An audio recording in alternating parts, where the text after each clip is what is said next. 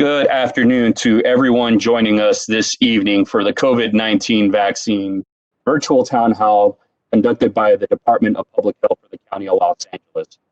Your moderator today is Dr. Deborah Prothro-Stith. Dr. Prothro-Stith, the floor is yours.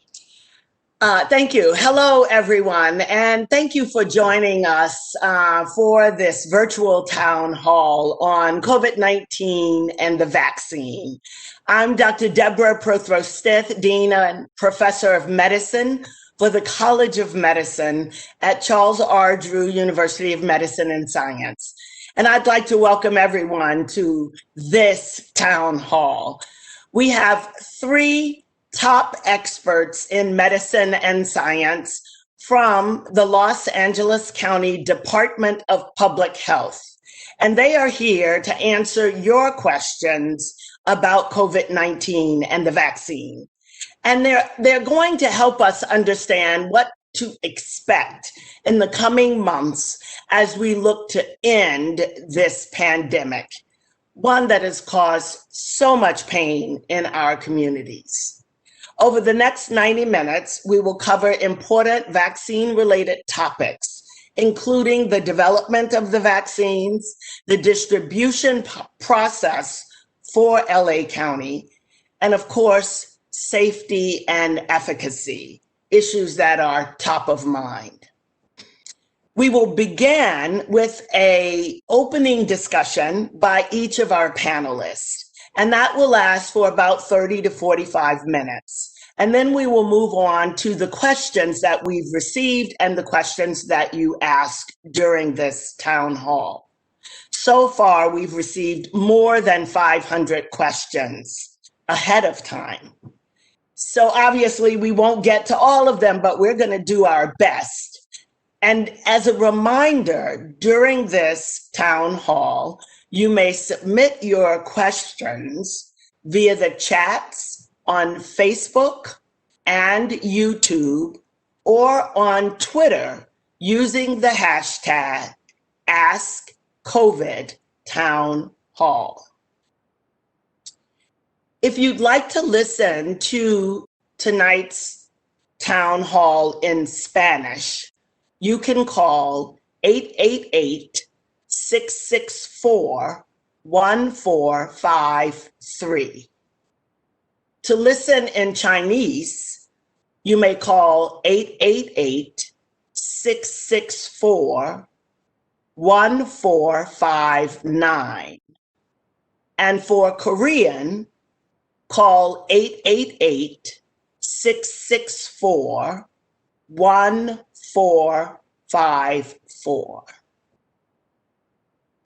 Again, I want to welcome you. Thank you for joining us. Let's begin. Our first panelist to speak is Dr. Muntu Davis. He is the health officer for Los Angeles County. Dr. Davis, will you give us your opening remarks? Thank you, Dr. Prothro-Stith. Appreciate you opening up this town hall, and thank you to everyone who has joined and listening virtually. I want to start by just going over a little bit of what's happening in Los Angeles County, and we'll get to further details about vaccine and get to your questions as well. So as many of you know, Los Angeles County is in the middle of a terrible surge in COVID-19 cases. Every day we're setting records for the number of new cases, for the number of people being hospitalized for COVID-19, and tragically for the number of people who have died. On average, we're losing up to 2 of our neighbors every hour in Los Angeles County. This surge is putting a tremendous strain on our hospital network, and more importantly, on the frontline healthcare workers who are doing everything they can to save lives under extraordinary conditions. By this weekend, and probably by tomorrow, we'll likely have more than 5,000 patients hospitalized with COVID-19 and half of our ICU beds occupied by COVID-19 patients. As everyone knows, this surge, both in Los Angeles County and what the rest of California is experiencing, has prompted new health officer orders and state restrictions to slow the spread of the virus transmission. We also ask everyone to help stop this surge by using the tools we all have and we all know how to use. We encourage everyone to just stay at home as much as possible and only go out for work, exercise, and essential services. When you must leave your home, always wear a face covering and stay at least 6 feet away from people you don't live with. Now, let's talk about this week's promising news, the arrival of the COVID-19 vaccine. Our first shipment received this week contains more than 82,000 doses. These are being used to vaccinate frontline healthcare workers, prioritizing those at highest risk of exposure to COVID-19. Dr. Kurian will discuss in more detail the distribution plan, but I want to emphasize that while the arrival of a vaccine offers us some hope for the future, that we are still many months away from having enough people vaccinated to see COVID-19 virus begin to diminish to a point that we begin to see things return to normal, which means that we all have to continue to follow those personal actions in order to prevent getting and transmitting COVID-19. The general consensus in the public health community is that we need to achieve vaccination of between 75 and 85% of the US population in order to see this virus begin to go away. This would be what is called herd immunity through immunization. We can do this. We can eradicate this virus. We did this with smallpox. We achieved this with measles. We can do this with the COVID-19 vaccine. I want to emphasize that it will take months for a COVID vaccine to be widely available to the general public. In the meantime, again, we must all do our part and remain diligent and keep taking the steps to stay safe and protect our families and our neighbors. Thank you. Thank you, Dr. Davis. I have questions on my mind that people have asked me, and I think we will get to them, but those were great opening remarks to set the stage. I'd now like to introduce Dr. Paul Simon. He is the Public Health's Chief Science Officer. Dr. Simon. Thank you, and good evening, everyone. I'm very glad to have the opportunity to share with you some information about the COVID-19 vaccines. As you've probably heard, the first vaccine was approved by the FDA late last week. This vaccine, the Pfizer-BioNTech vaccine, was studied in a clinical trial of more than 4,000 volunteers and found to be 95% effective in preventing symptomatic COVID-19 infection. The trial included persons 16 years of age and older. Very importantly, the vaccine was found to be effective across all age groups, across all racial and ethnic groups, and among both men and women. The vaccine was also deemed to be safe for use after careful review by an advisory panel to the FDA. This safety was confirmed with an additional review by a vaccine advisory committee of the Centers for Disease Control and Prevention. While no safety issues were identified, the results of the trial indicate that many persons who were vaccinated developed mild to moderate symptoms for up to several days, including such things as soreness at the site of injection, fatigue, muscle aches, and fever. These symptoms were not surprising and are similar to what's experienced with many other vaccines.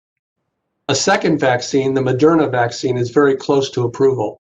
In fact, the FDA's advisory committee met earlier today to discuss the results of the Moderna clinical trial, which included more than 30,000 volunteers. We are hopeful that the vaccine will be approved very shortly.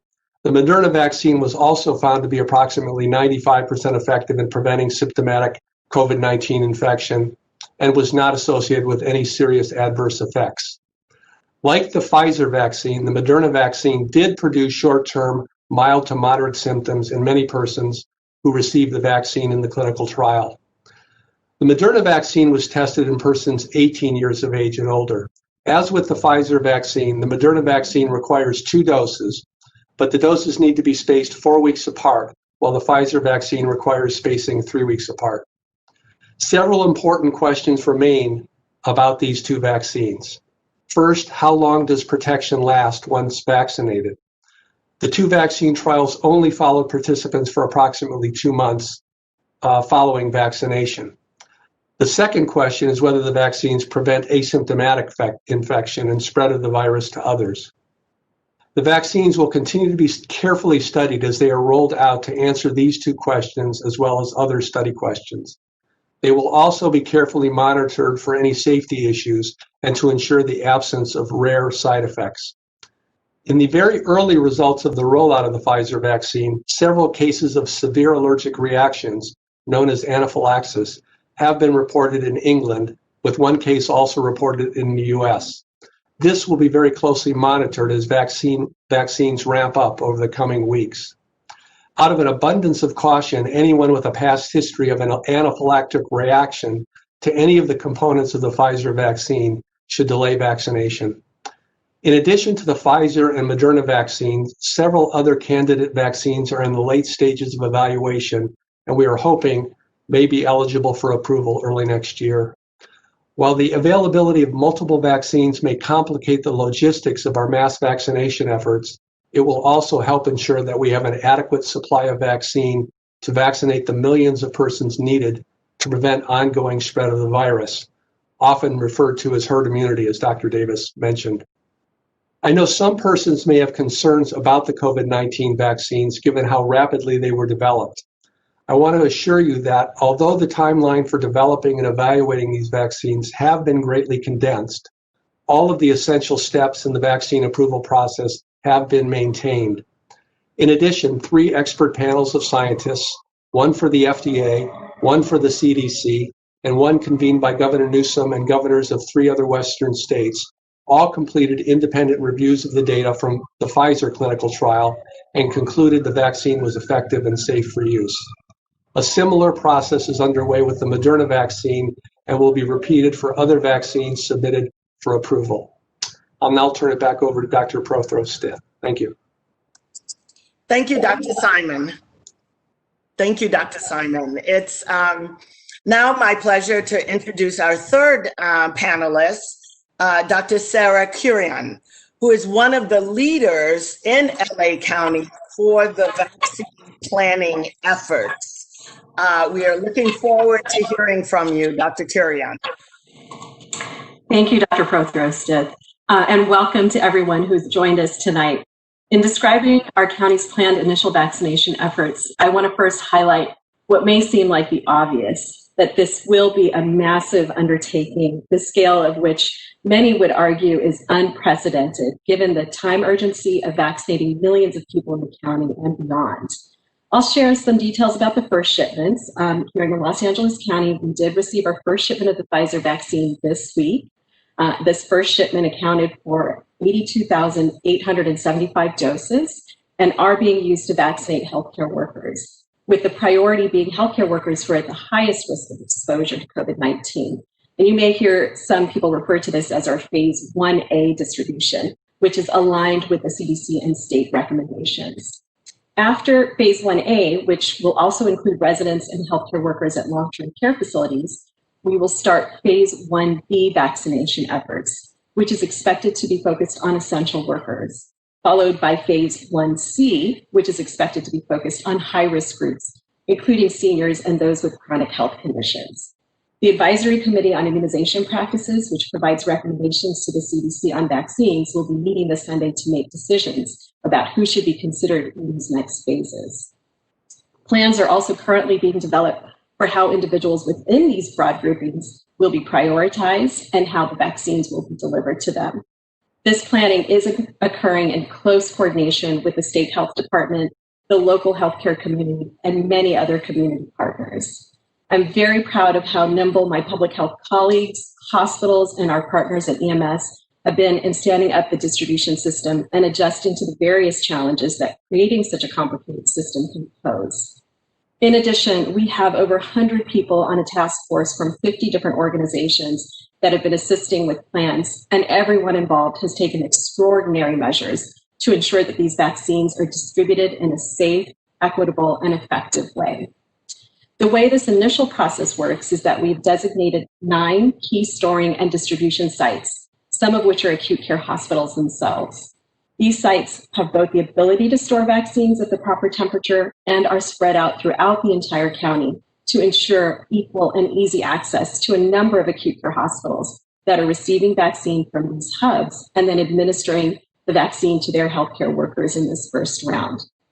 These 9 distribution points are making arrangements with their receiving hospitals for careful pickup of vaccine doses, which are timed to ensure an orderly pace of vaccinations. We are expecting to get a second shipment of vaccines next week, and we expect these doses will enable us to continue to vaccinate additional frontline healthcare workers and emergency medical services personnel, as well as residents at skilled nursing facilities. This is a dynamic situation, and we know that there may be bumps along the way, but our commitment is to ensure vaccines are distributed in a fair and equitable manner. Access to vaccinations is and will remain our priority. At this time, I don't have all the answers, like exactly when we expect to finish with our first key rounds of vaccinations and begin to make this available to the general population. Much of this depends on how many more vaccines are approved and the production schedules of the different manufacturers, along with many other variables. Our best estimates at this time are that the general public vaccinations will be available possibly in the spring or early summer. Our vaccine task force has established 3 committees that meet weekly. One focused on ensuring equitable distribution of the vaccine, another on establishing effective communications, and the third on aligning resources. We encourage you to keep checking our website, follow us on social media, and subscribe to our email newsletter, and look for other updates. And we will do everything we can to keep you informed. We also know some of you may be hesitant about this vaccine. We hear you, and we will keep sharing the facts, the data, and the science about the COVID-19 vaccines. Thank you. So thank you, Dr. Curion. We are ready to start answering questions. I want to remind our audience that you may send your questions via the chat boxes on Facebook, YouTube, and on Twitter. On Twitter, you use the hashtag AskCOVIDTownHall. So we do have our pre-asked questions, and we can start there, but I'm going to take a little bit of the moderator privilege here and ask Dr. Curion to help us understand how zip code and neighborhood data will be used in the distribution. We know that the mortality rates from COVID-19 and the infection rates vary widely by zip codes, and those with higher rates of people living in or below poverty levels really are at higher risk.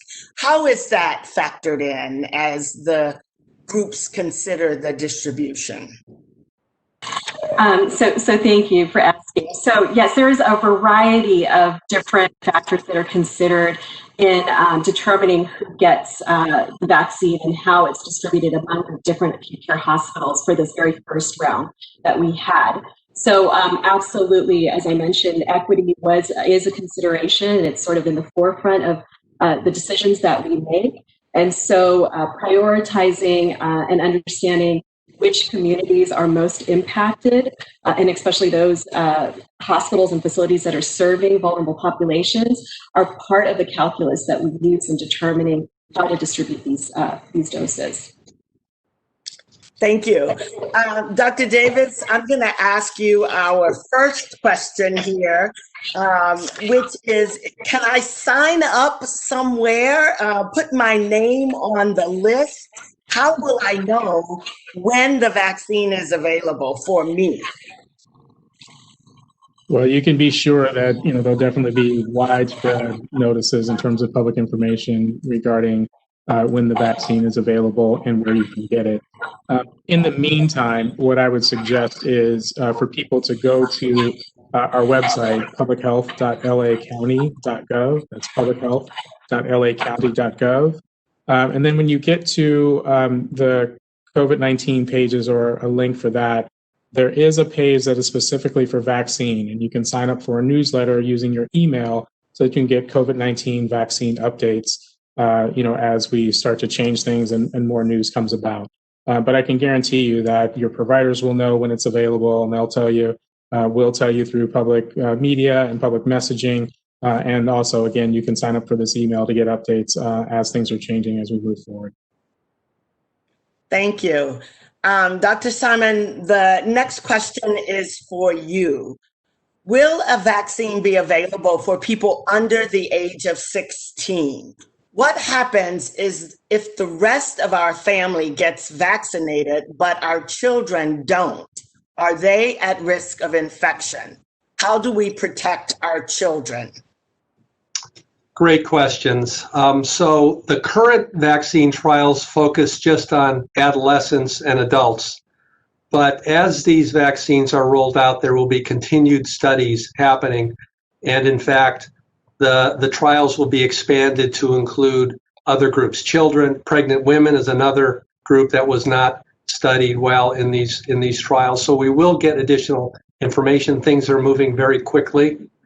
Now, we do know that children, even if a vaccine is available, would probably be prioritized below many groups of adults because they're at lower risk, slightly lower risk of infection, and definitely at lower risk of complications. The important point, I think, in terms of protecting children is to continue to do all of these things that we've been talking about for the last number of months, which is to ensure that face coverings are used when you're out and about with others outside your family or household. And in addition, to make sure that you continue to physically distance from others. Those are the best measures to protect children.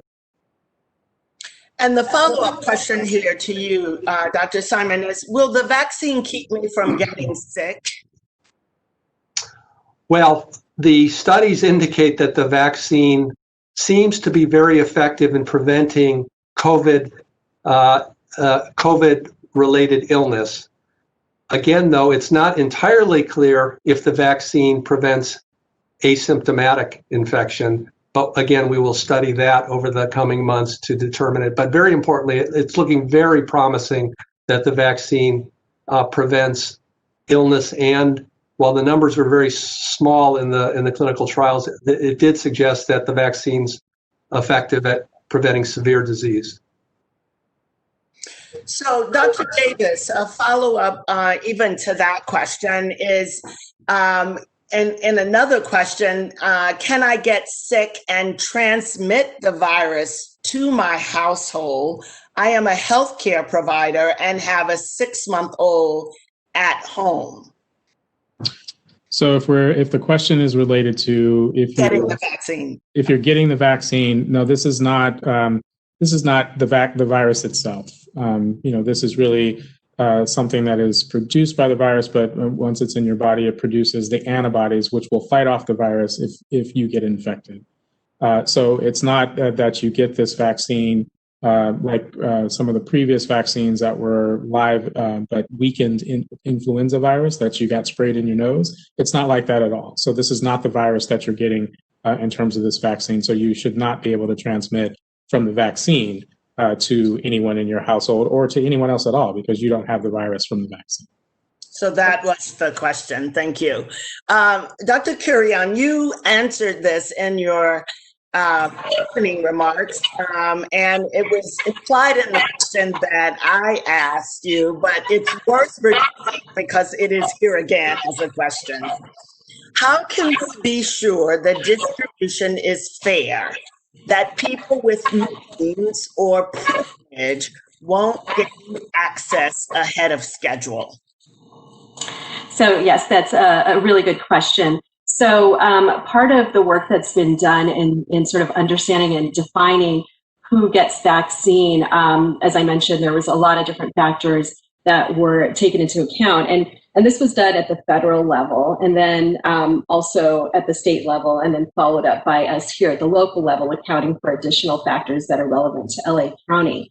But there are very specific priority groups that are outlined. So even within the healthcare worker priority group, which is in phase 1A, there are certain tiers that exist to further subdivide that group.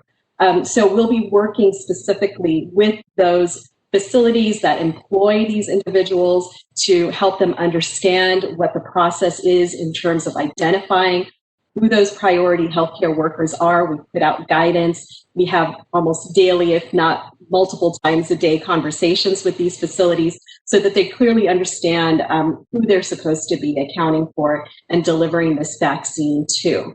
And so by giving them that information and really helping them and guiding them through that process, we are trying to avoid having folks sort of jump the line and get vaccine because it is pretty controlled. So as a follow-up, there is a question specifically about the healthcare workers that are not at the top of the list to receive vaccine first, such as those in urgent care centers who provide home health care or who are doctors' offices. How will they get vaccine? So yes, thank you. So again, because we're dealing with such limited doses right now, we do have to have some sort of a priority process so we can identify those who are at most risk of being exposed to COVID-19 so that they can get the vaccine first. So within that healthcare community, we've identified folks that are working, for example, in acute care hospitals, emergency rooms, ICUs, places where they're having very frequent contact with COVID-19 patients as some of the highest priority individuals that we should try and vaccinate right now. But as we move through that very top tier of phase 1A, which includes acute care, psychiatric correctional facility hospitals, our EMS providers, and the long-term care facilities, we will move then into tier 2, which is where we have captured all of the providers that provide services in outpatient settings, like our federally qualified health centers, our urgent cares, and other outpatient settings. And this is also where we would see home health care providers fall. Great, thank you. Dr. Davis, this is actually a follow-up to an earlier question that you answered about information dissemination. This is specifically what's being done to ensure everyone receives information about access to vaccines, especially non-English speaking audiences, immigrant populations, et cetera. That's a great question. And, we are working with and will continue to work with and hear from community partners who are already working with the populations you mentioned on how best to get information out, to their populations that they work with. We may be working through them as well to provide them with information. We are having materials translated in various languages to ensure that everyone can read through material if that's the best way for them to get it. But we're definitely going to have to work through community partners as well as healthcare providers to get information out through all the various mechanisms that can be used, whether it's social media, whether it's a message directly from your provider, whether it's from your health plan, or just from a community-based organization that you already frequent for other services. So we'll continue to work with groups that can tell us how best to reach the communities they're most focused on that you mentioned. Thank you. Dr. Simon, besides allergies, are there any other conditions like being a diabetic that we should be concerned about with this vaccine? Should breastfeeding mothers take the vaccine? Is Bell's palsy a possible side effect of the vaccine? One of the things that was very exciting, I think, about these first 2 vaccine trials is that the vaccine seemed to work very well in all groups, including persons with various chronic conditions. And that's very important because those are the folks that are at greatest risk for severe illness if they become infected. So I would encourage everyone, regardless of whether they have chronic health conditions, to consider taking the vaccine. Now, the question of women who are breastfeeding is, and I would say, an unanswered question at this point. The studies were not designed to address that question. And so I think the decision to be vaccinated among women who are breastfeeding needs sort of to be made on a case-by-case basis. I think really it's up to the woman with good information from the provider weighing what level of risk she is at versus the potential benefit of the vaccine. Bell's palsy has gotten a fair amount of coverage in the media because the Pfizer trial found that 4 individuals who were vaccinated did develop Bell's palsy. And Bell's palsy, for those who don't know, is a neurologic condition. It's a nerve condition in which the nerve in the face, the facial nerve, becomes inflamed and can cause weakness on one side of the face. Occasionally, it's on both sides of the face. It's not well understood, all the various things that cause this condition.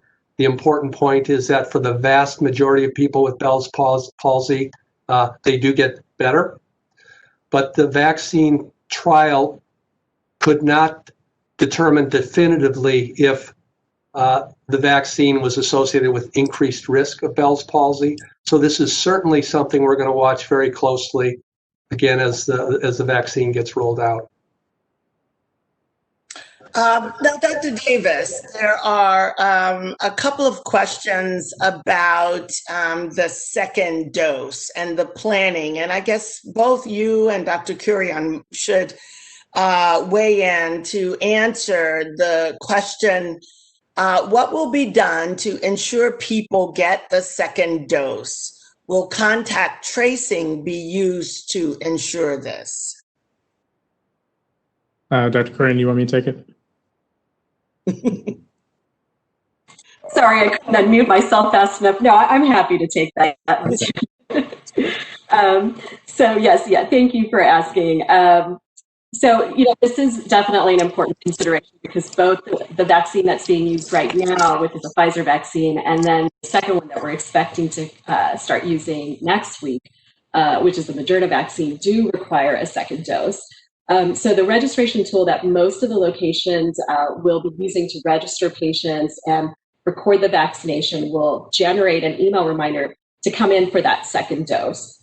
In addition, we are partnering with Healthvana, which was a company that the county has already worked with in the delivery of COVID-19 test results to help us with our vaccination effort as well. So Healthvana will help to provide a digital record of the vaccination and also text reminders to come in for a second dose. In addition to that, patients are also going to be given the option to sign up for BeSafe, which is a program that sends out text messages to check for any side effects to the vaccine. But this program also sends out reminders to come in for the second dose. So there's actually multiple methods that are going to be in place to help remind patients to come back. It is important to just sort of note, though, that folks should keep a record of that first dose and bring that information back with them when they come for the second dose, because it's important to get both doses from the same manufacturer. So if your first dose was with the Pfizer vaccine, your second dose should also be with the Pfizer vaccine. Excellent. Given how well the county responded by setting up testing sites, people have great expectations around the distribution of the vaccine. I just want you to know that, Dr. Kurian and Dr. Davis and Dr. Simon, we have great expectations of you, and I am feeling more and more confident each minute here. One question for you, Dr. Simon. Should I get vaccinated even if I've already had COVID-19, if I've already tested positive for COVID-19? Great question. The answer is yes. Those who've had past infection are still encouraged to be vaccinated. However, if we do run into a shortage, we would recommend then that those who've had documented infection in the past 90 days delay getting vaccinated, because there's fairly good evidence that one has good protection following infection for at least 90 days. And another for you, Dr. Simon here. Besides Pfizer and Moderna, what other vaccine makers is the county looking at using? Well, we're tracking, along with many others, the various vaccines that are in the pipeline. The Centers for Disease Control, certainly the FDA, and we're working very closely with the California Department of Public Health. So we would not make a unilateral decision regarding this, but there are several other vaccines that are pretty far along in the evaluation process. For example, there's a vaccine called AstraZeneca, which was developed in partnership with the University of Oxford, that is fairly well along in its vaccine trials. A vaccine by Johnson & Johnson, another one by a company called Novavax. And so we're again watching with hope, because we know that if we can get several products approved that we know are effective and safe, that we will have more confidence that we'll have the supply of a vaccine to meet the need. And of course, to reach that level of herd immunity, obviously we're going to have to vaccinate millions of people. Truly. This is something that I'm sure you guys are working on hourly. I won't even say daily. I think it's hourly. Dr. Davis, there's a question here regarding the plans. And again, I imagine you or Dr. Curian could weigh in on this. But it is, are there plans to set, and it sort of reminds me of my testing site, congratulatory comment as well.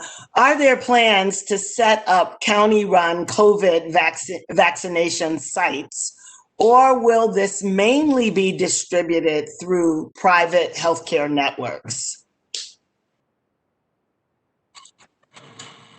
Oh, sorry. Again, I'm sorry with the mute. I'm not sure why I'm some challenges there. Happy to take that question. So the goal really is to try and use existing mechanisms for vaccine delivery as much as possible. So clinics, pharmacies, all the places that folks would normally go in order to get vaccines. In these initial months, as we try to get vaccines out quickly, though, to everyone, we know that one single strategy is not going to work for all populations or for all facilities. So we will be employing various methods and working with community partners and with our pharmacies to get vaccine out quickly. But we're also preparing to help support facilities that might need some assistance with vaccinations with what we're calling strike teams. And these teams are basically made up of small teams of staff that can go out on site and vaccinate individuals or provide other technical support. So as we move into the phases that really encompass larger populations like essential workers, we do see the potential for possibly setting up larger pods or points of dispensing that can support large numbers of individuals coming to a location to get vaccinated. But because this is all occurring during an ongoing pandemic, we are looking at models that will really allow for mass vaccination, but that still support some of the really critical infection control practices that we still want everyone to practice, such as keeping a distance of 6 feet from others and wearing a face covering. Sure. What we're doing is looking at models for example, that include the option of a drive-up vaccination, where individuals can maybe remain in vehicles while getting their shot, and then for the 15 minutes after the shot while they're under observation. But as I said earlier, of course, the long run, the vaccine strategy really is going to be focused on integrating into the larger healthcare system, just like it is for other vaccines. Thank you. Obviously, that has to be part of what you're considering. At our testing site, at Charles Drew, when we had the opportunity to call those who tested positive, 30% reported no healthcare home, no source of healthcare. So in addition to the private healthcare network, I'm really pleased to hear that those kinds of considerations are being made. The other thing we learned is everybody didn't have a car. So when we allowed walk-ups at our sites, we started getting an additional population. So I'm sure these are the things that you are considering. One of the other questions here, and I'm going to throw this one to Dr. Davis, but it's really something the three of you probably could answer. How are the decisions being made regarding distribution? Are you meeting every morning in a huddle? Are you meeting all day? I had a meeting the other day with some county people and they couldn't come because they were on a COVID call. But how are you organizing the decision making? I started, but definitely Dr. Kurian can take charge on this one. First off, I do want to say that as people think about how these vaccines get prioritized, it starts at the federal level. So the Advisory Committee on Immunization Practices, which does the recommendations for all of the vaccines that are given on a routine basis to children and adults, looks at this, reviews it, and says, here's the group that we recommend it be used for. Then the CDC looks at that recommendation, signs off on it, and then those prioritization levels come to the state, and the state looks at it and says, how much do we have? Does this work for our jurisdiction? And then puts it down to us at the local level. So that's on the prioritization side. But Dr. Curran, do you want to talk specifically about the distribution strategy? Sure. Yes. So exactly like Dr. Davis mentioned, there is a very clearly outlined process for determining who's sort of eligible for vaccines. In terms of the distribution decisions, yes, it sometimes does feel like we're in a long meeting all day long about various things. But in terms of determining which facilities get how much vaccine, it again is influenced by a lot of factors. Some of which I mentioned at the sort of opening of this town hall. So things like which facilities are serving the greatest proportion of vulnerable individuals in their catchment area, having the highest number of vulnerable staff. But we also consider certain logistical factors like which facilities have the ability to properly store that vaccine, how quickly they can go through that supply of vaccine. And then based on this information, our Vaccine Preventable Disease Control Program within the Department of Public Health will propose certain allocation of doses for the various facilities. These decisions are then reviewed by our department's policy team, where they have an opportunity to really assess whether those distribution proposals are appropriate and equitable. And only once that happens are they sort of finalized and instituted. Thank you. Thank you for the work as well as for that answer. Dr. Simon, one question here is, can you explain how it being the COVID-19 vaccine is different from other vaccines? What is messenger RNA? What is mRNA? So that is one of the questions we have here. Boy, a technical question here. Oh, take us back to medical school. Yes, challenging us. So the RNA is the genetic material in this virus, and messenger RNA is really the mechanism by which that genetic material replicates. What's really interesting about the development of this vaccine, though, is that it doesn't include the actual genetic material from the virus. It's the genetic material, the RNA, that is synthesized in a laboratory. So it's a replicate, really, of the genetic material in the actual virus. And that's what's in the vaccine. When it's injected into a person, that synthetic RNA travels to the cells of the body, enter the cells, stimulates the cells to produce a particular protein that is on the surface of the coronavirus. And when that protein leaves the cell, the body produces antibody against that protein. So in a way, it's tricking the body to produce antibody that then is very effective in attacking the virus and is helpful in, again, preventing infection. Now, I want to clarify on this, because I know as we start to talk about genetic material, people are going to think, oh, is this going to change my DNA makeup? And it's not that. RNA is genetic material that's used to make proteins. This RNA vaccine does not go into the nucleus or the DNA of your cells. So it's not going to do that at all. It's really just there to tell the body, make this particular protein that the body then develops an immune response to. And then after that, it breaks down that RNA once it's finished making that protein. So it's not something that's going to stick with you in that regard. Yeah, it actually gets broken down very quickly within a day or two. That genetic material gets broken down. So it's like tricking the body, making it think it had COVID, but it didn't have the disease, but takes the next step of building the antibodies as if it had been infected. So it's exciting to know that the vaccine is here, to know that it is safe. I do have a follow-up question for you, Dr. Simon, and it is, why does it take so long to manufacture the doses? Well, that's interesting. It's all a matter of perspective.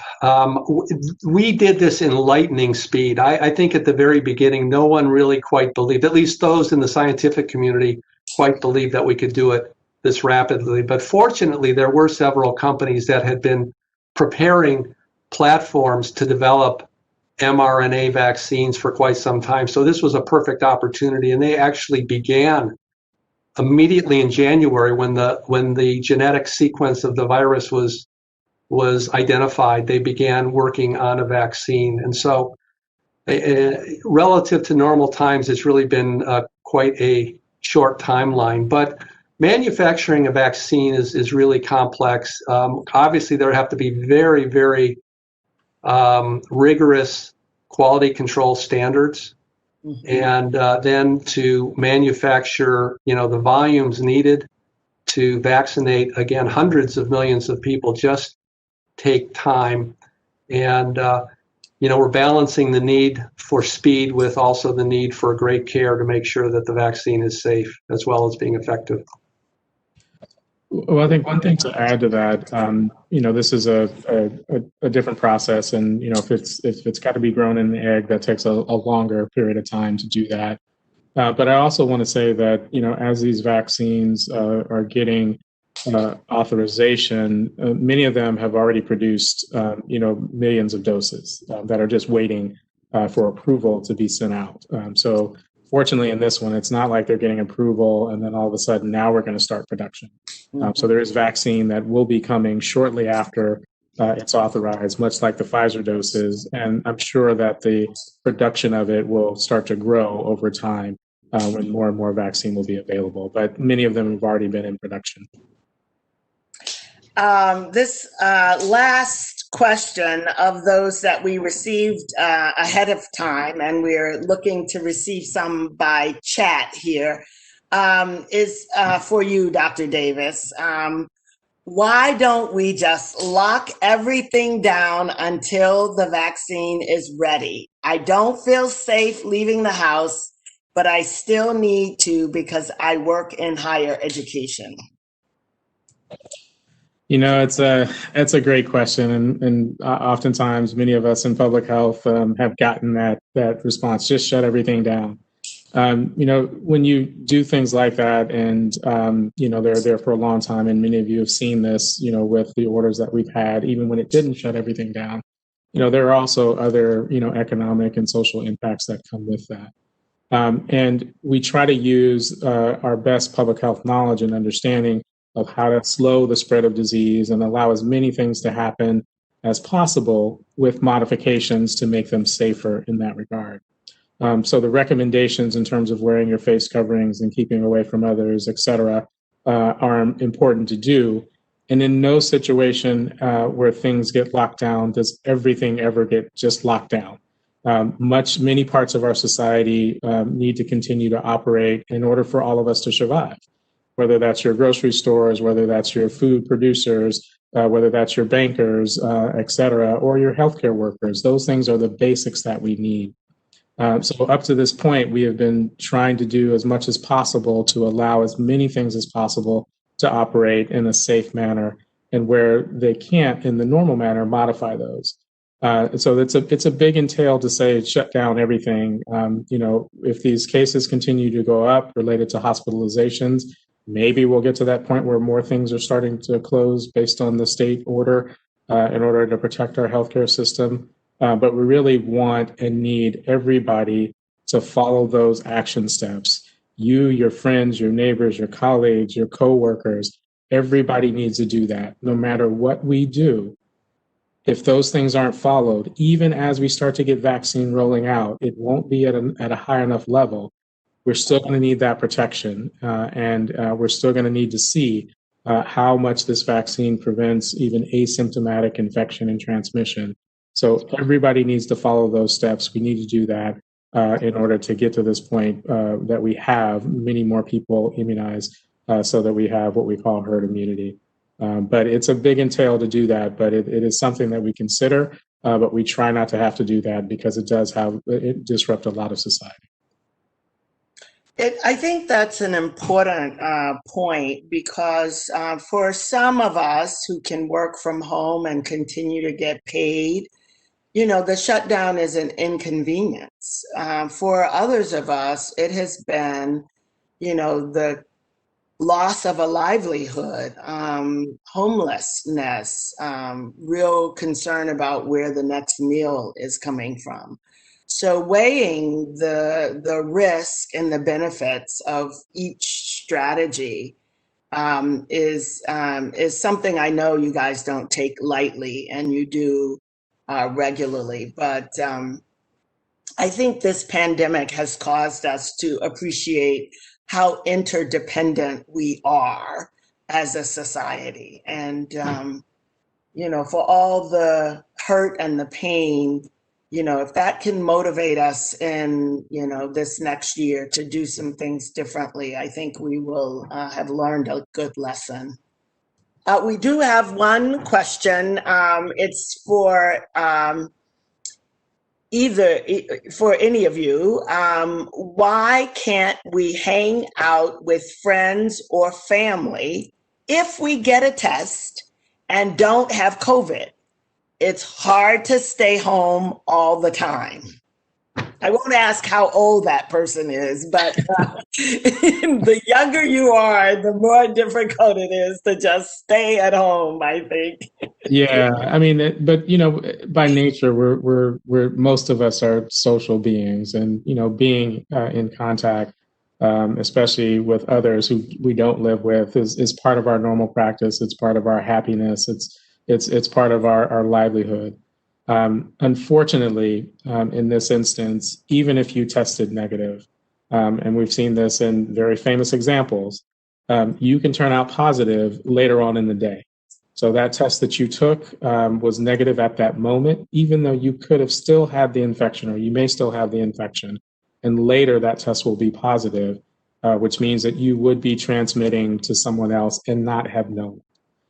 Which is why at this point, given that we're having over 10,000 cases a day, the numbers of people that are out there that may not have known that they were infected before they got their test that was positive, and the interactions that they could have had with others in that close contact could have transmitted to someone without even knowing. So it really is, a negative test doesn't necessarily mean that you're negative completely. It means that your test was negative at that moment. So we really do have to maintain those strategies, and we'll get to this point where we don't have as many cases. You remember back in September, we were less than 1,000 cases a day. That's a few months ago. And so the habits that have been gone, where people have gotten together, because that's the basic of this disease. You're in close contact with someone who is infected, whether they know it or not, and it transmits. When you're in that close contact for more than 15 minutes. So until we get to that point where there really aren't that many infections, until we get to that point where there is good herd immunity, there's that risk that negative test was only negative for that moment and will turn out positive the next day or later on that day. Thank you. Dr. Simon, this next question from the chat is for you. Did the trial for Pfizer and Moderna include people of color? did it include those with a compromised immune system? So a two-part question there. And the answer is yes to both.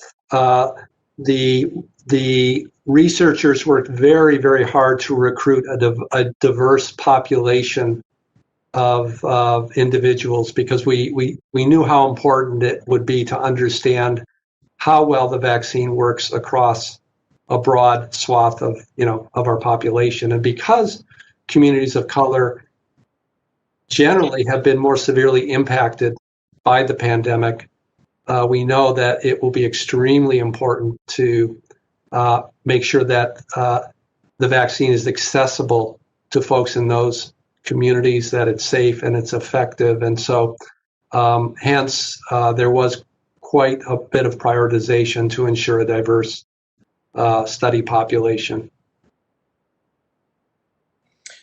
With the compromised immune system. Oh, yes. Let me answer that as well. Yes, it included folks with compromised immune systems as well, and there is no contraindication. In other words, it's not. There's no need to not be vaccinated if you have a condition that impairs your immune system in one way or another. Of course, we will continue, as I mentioned earlier, to watch very closely as we immunize, again, millions of people.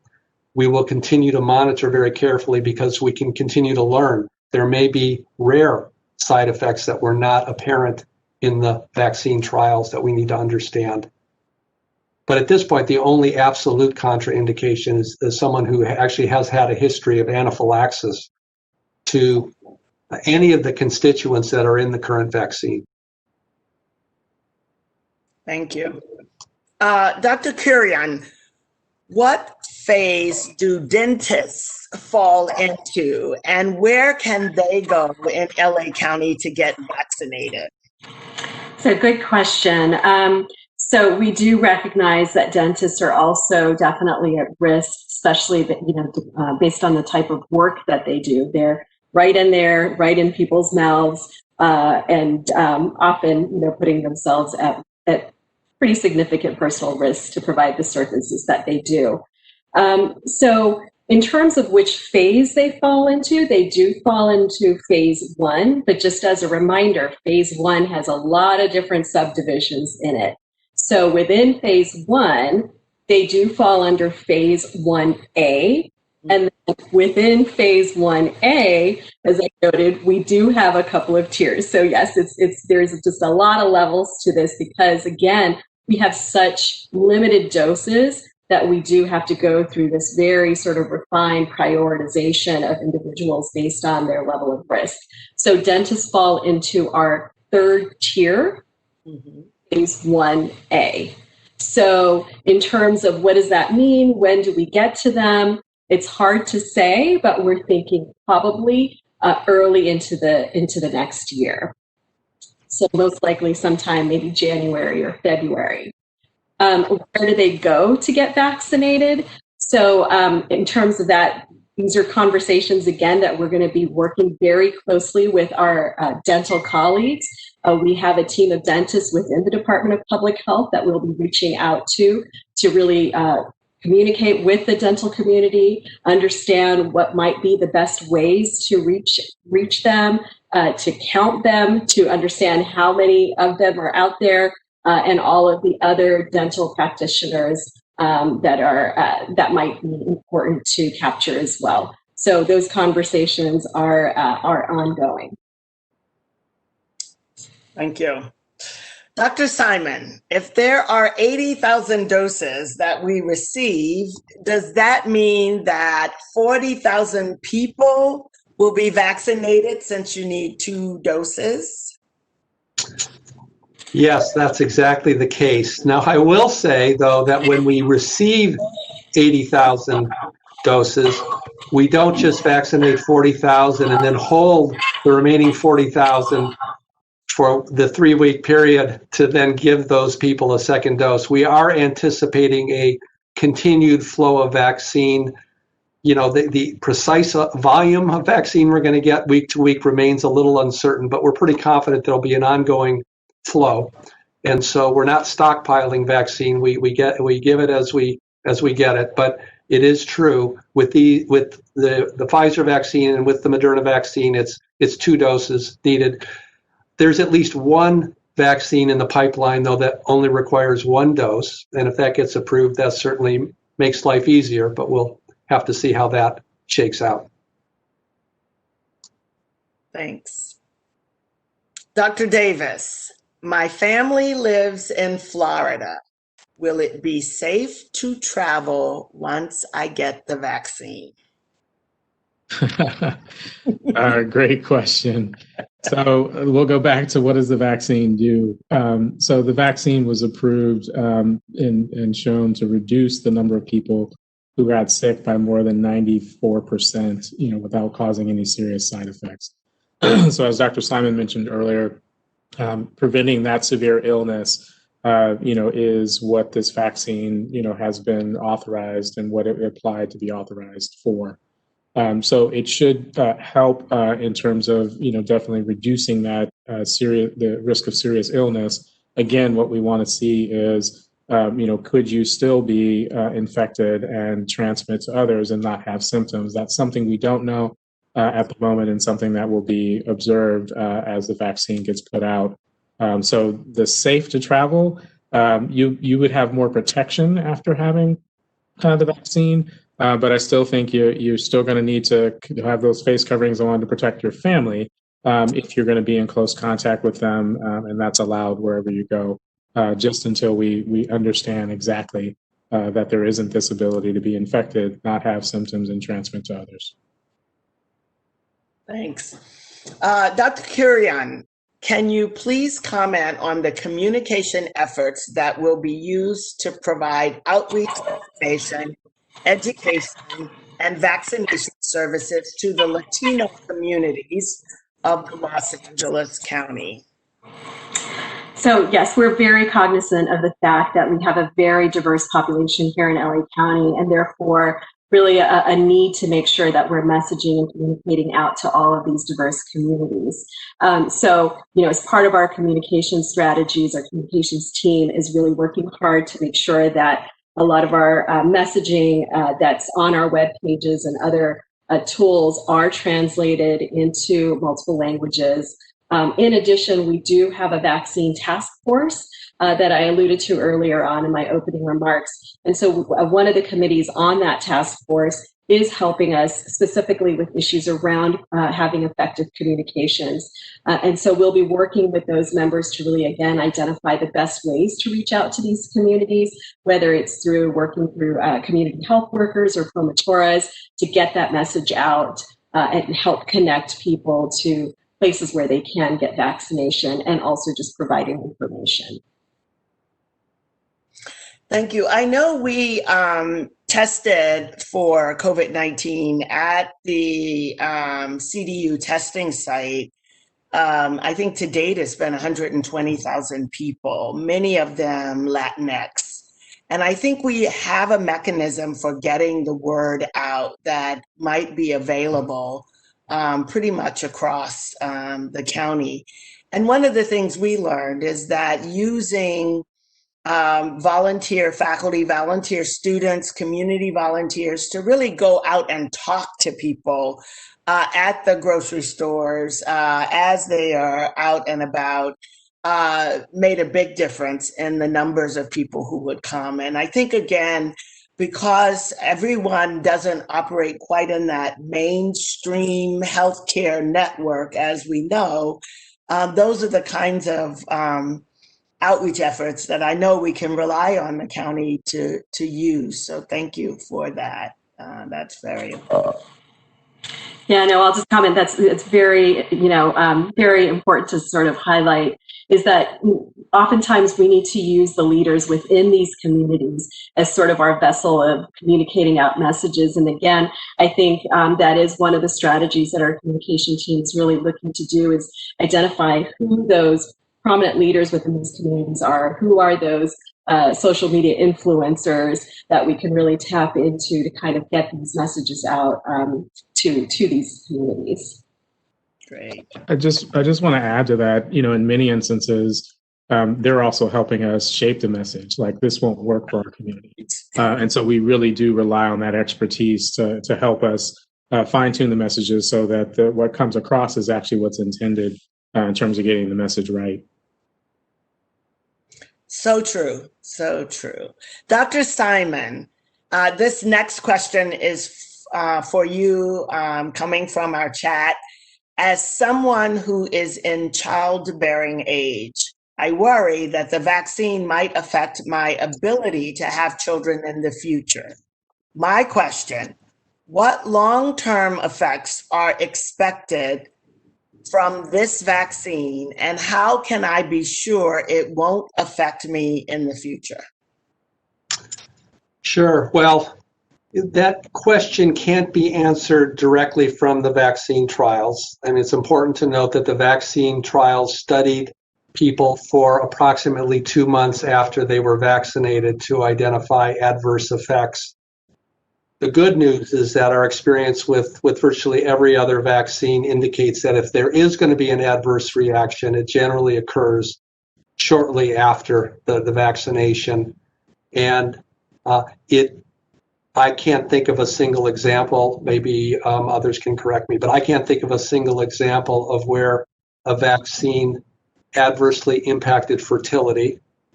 But of course, this is a new vaccine. So, we want to, examine it in every possible way. So I can't say with 100% assurance that there's nothing to worry about, but I can say that based on our past experience with other vaccines, it would seem to me that this is probably not a risk. Thank you. This question is for Dr. Davis or Dr. Simon.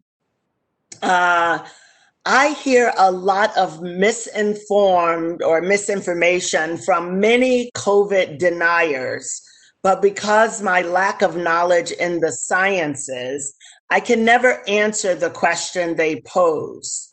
Even with technology, how can we have found a vaccine so fast for COVID-19, but haven't found one for cancer, AIDS, etc.? We need I can begin, but I welcome Dr. Davis to add. It is interesting. There have been vaccines that have prevented cancer. So, for example, the vaccine against human papillomavirus, the HPV vaccine, has prevented thousands of cases of cervical cancer. So there are those examples. Now, HIV and AIDS is a really interesting one because that virus, HIV, has been very challenging because it actually attacks the immune system in a very sneaky way. And so you're absolutely correct. We have not found a way to vaccinate to protect against HIV, but I would say that's a very unique virus. Yeah, I would add, and for many cancers, it's uncontrolled growth. So trying to figure out, what marker, what thing you could do to stop it, makes it tough for cancer. Also for HIV, there's a lot of genetic diversity in the virus itself, and sometimes the virus hides from the immune system, and so it's difficult to try to get at it in the same way as some of these other infections that have been prevented with vaccines. Thank you. Next question for Dr. Simon. How is this vaccine 95% effective when the vaccine for the flu is only 50% effective? And the second part of that question, I would say, is for both you and Dr. Davis. Should I still get my flu shot? Yeah, this is why we were so excited about the vaccine trial results. Early on, we were expecting, maybe if all worked out well, we would have, perhaps 60% vaccine effectiveness. So the fact that two different vaccines have demonstrated this level of effectiveness is very, very promising. the flu shot does have a lower level of effectiveness. It varies from year to year. It really depends on how well matched the vaccine that's produced that year is to the circulating flu virus strain. But despite that lower vaccine effectiveness, if someone does get the flu shot and becomes infected with influenza, they're a lot less likely to have severe disease. They're much more likely to have mild illness. So we still do very much encourage people of all age groups, I believe everybody older than age 6 months, to get the flu vaccine each year. Yeah, and I would say that we towards the beginning of the year when COVID was first starting, we saw people could be infected with both. And so we definitely don't want to have that happen, especially as we have many more cases of COVID-19 within the county. And then in terms of the effectiveness as well, again, I go back to viruses that mutate.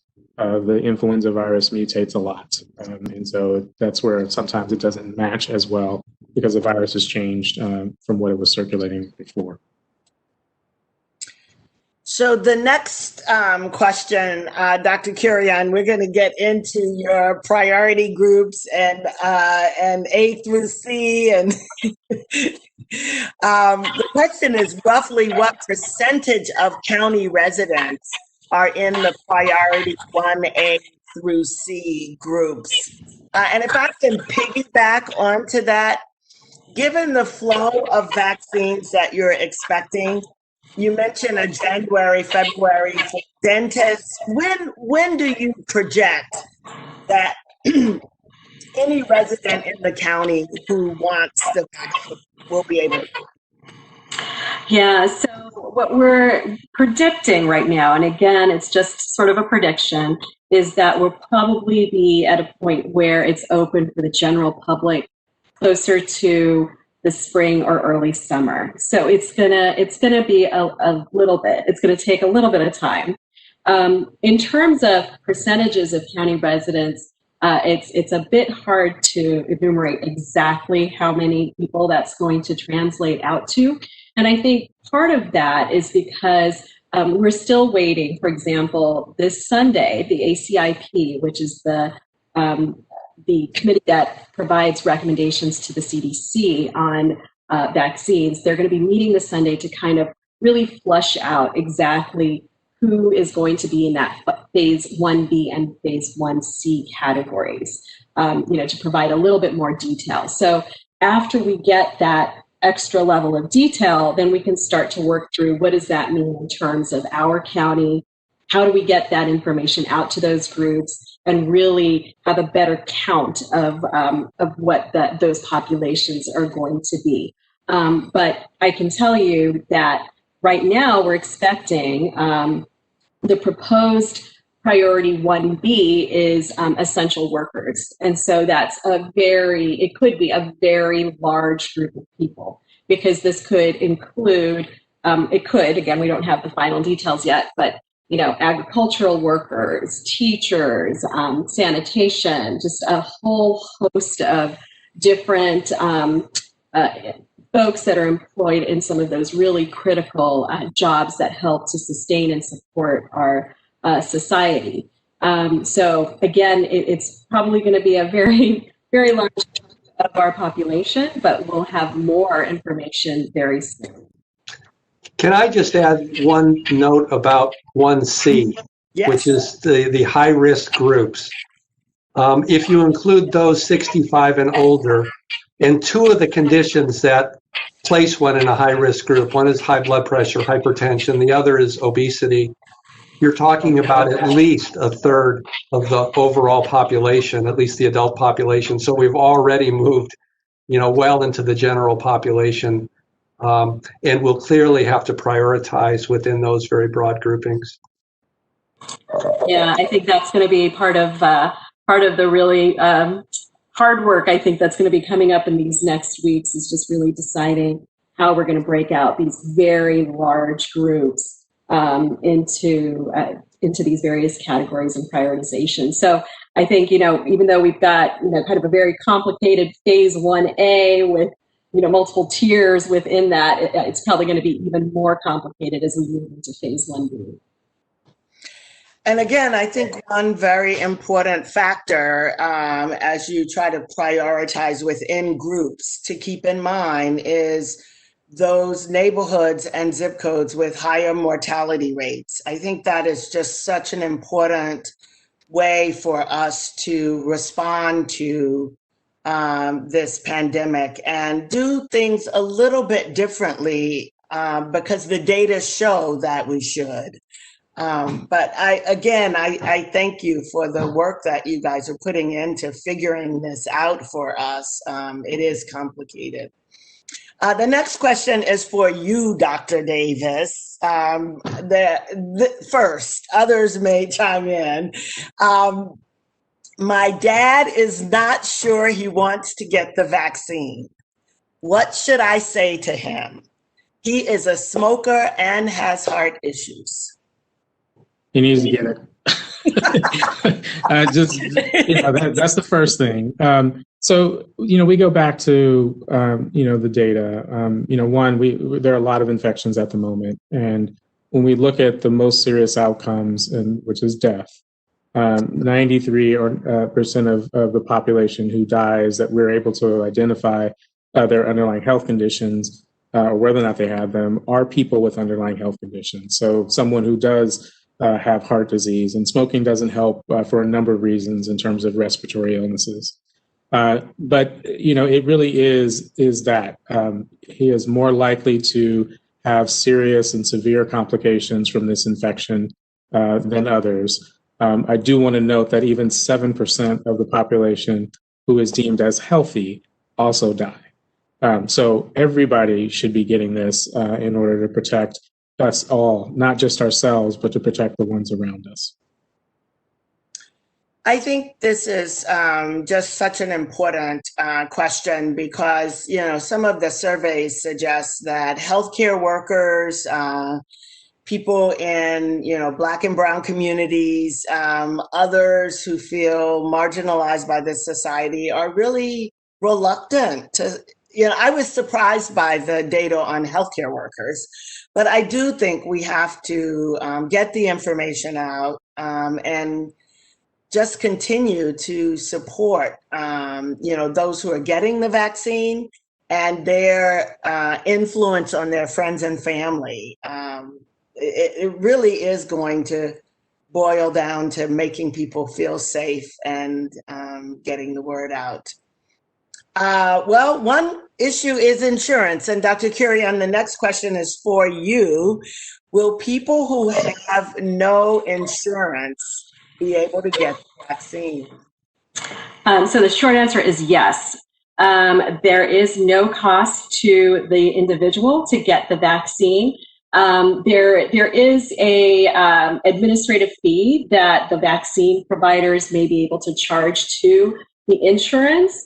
But even for those who are uninsured, the vaccine, there is a relief fund that the vaccine providers can actually apply to get reimbursed for that administrative fee. So for the individual who's actually getting vaccinated, there is no charge.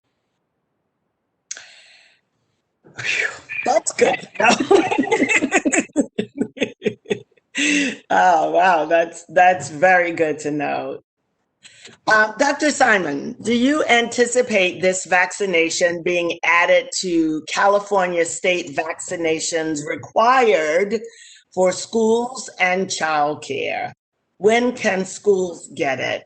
And who do you think should require it? Can employers require it? What's the thinking there? Yeah, I think it's too early to try to predict what the policy might be. I think we really don't yet have a good understanding of how this infection is going to evolve over time. Is it going to turn into something like influenza that's sort of a yearly sort of phenomenon? Will it mutate over time? I think in terms of who should be vaccinated, we're particularly concerned about teachers. And I think they will be in this phase 1B, no question, and probably will be prioritized fairly high up because we know how important it is to get schools back open. And I think one of the great barriers is really teachers not feeling safe, justifiably so. So I think certainly they'll be prioritized. In terms of future vaccination, if there is a need, if it's determined there is a need to vaccinate children to protect them and to protect others, step one is to make sure we have a vaccine that's safe for children. And again, those studies still need to be done. Thank you. So we are winding down. I'm going to ask the last question and then ask each of you as you answer it to give us your closing remarks. And we'll start with you, Dr. Simon. The last question is, when will this all be over? Sort of the $1 million question. $1 million question. I would be very skeptical of anybody who answered that question with certainty. My hope is that 2021 is going to be a heck of a lot better year than 2020. I don't think we're going to see the light early in the year, but I'm hopeful that if we are successful in implementing this mass vaccination campaign by the summer months, we could be back to a more normal, or what we consider a more normal way of life. But I think it remains to be seen, though, what the residual impacts will be over time. Thank you. Dr. Kurian. Yeah, so I'll echo exactly what Dr. Simon said in the fact that there's so much uncertainty still that exists as we we're still working with vaccines that are under these emergency use authorizations. So we're still learning about how these vaccines are going to function sort of in the real life scenario. We're also sort of still uncertain about how many people are going to really accept vaccine and choose to get vaccinated.